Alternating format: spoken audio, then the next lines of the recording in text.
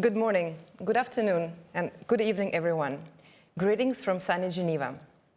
Today we will talk about a topic that is highly relevant to so many business leaders, and yet it is a topic that causes a lot of disruption and a lot of business leaders are grappling with, and that is the notion of risk, or rather the future of risk and insurability. We live in a world that is defined by systemic disruption, radical unpredictability, and rapid technological change, especially in the space of artificial intelligence. And all those factors combined, they demand an urgent re-examination of the classical distinction between risk and uncertainty.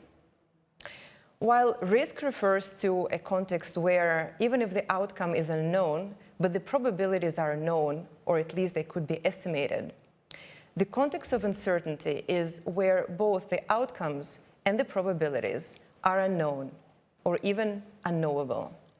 And that is exactly the shift that is taking place.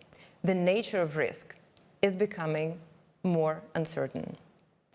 In the last decade, we have witnessed a rising frequency of high-impact shocks, ranging from geopolitical, climate, technological, epidemiological. And all those shocks expose the fragility of conventional risk management strategies and approaches. As such, a paradigm shift is required, from viewing such disruption as episodic to understanding it as systemic. And to support this paradigm shift, new tools are needed that are better suited to address this complexity. To unpack this thematic further, we will have two foremost subject matter experts with us today. It is my pleasure to introduce Roger Spitz, who is the president of Techistential and founding chair of the Disruptive Futures Institute in San Francisco. In your own language, it's the world's capital for understanding disruption and uncertainty. Roger leads strategic foresight and sustainable innovation practices for global organizations there. Welcome, Roger. Thank you so much. It is also my pleasure to introduce Olivier Desbiey, who is head of foresight at AXA Group, a global leader in insurance and asset management. Within AXA, Olivier is leading the work on identifying the emerging societal, environmental, and technological trends to anticipate future risks and opportunities. Welcome. Roger and Olivier have recently published an article in the risk journals, which is titled "The Future of Risk and Insurability in the Era of Systemic Disruption, Unpredictability, and Artificial Intelligence." Let me first turn to you, Roger. I would love for you to speak a little bit about the key ideas in that article, especially to touch upon this notion of risk versus uncertainty, the deep uncertainty, and the decision-making in the deeply uncertain context. Yeah, so the fundamental kind of context is one where we're seeing absolute peaks in terms of uncertainty indexes, volatility indexes, or what some call fear index. And the question is then, is it structural or is it just a peak as we had during COVID or during the financial crisis? And our view is that you're going through something which is more structural and systemic. So you had maybe Schumpeter in the 1950s with the concept of creative destruction, and that was more institutional, where an economy could renew itself and its institutions and have a creative process in that destruction. We call that disruption 1.0. Disruption for most of the world and in Silicon Valley is often perceived as the Clayton Christensen definition of disruptive innovation. And that's often technological innovation, it's product-led, and it's something which you can understand, isolate, and replicate. And you can say this is defined as disruptive innovation and this isn't. Now, I think what's happening is that you have something more systemic. In other words, disruption is a constant.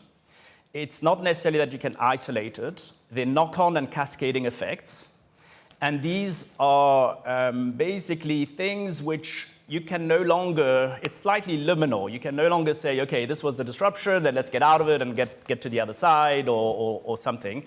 And I think it's that context of systemic disruption, which we call disruption 3.0, which you need to think, okay, if there's unpredictability, deep uncertainty, things are cascading constantly, they interact in ways that might not be kind of predictable, what does that mean is that business as usual as opposed to exceptional peaks? And if that is business as usual, indeed, to your point, how does that then inform decision making and the various distinctions on the degrees from the Knightian definition of risk, where you can distribute the sort of the probabilities, to something which is more around deep uncertainty, which is like completely unpredictable, and we'll unpack in a minute exactly what that entails.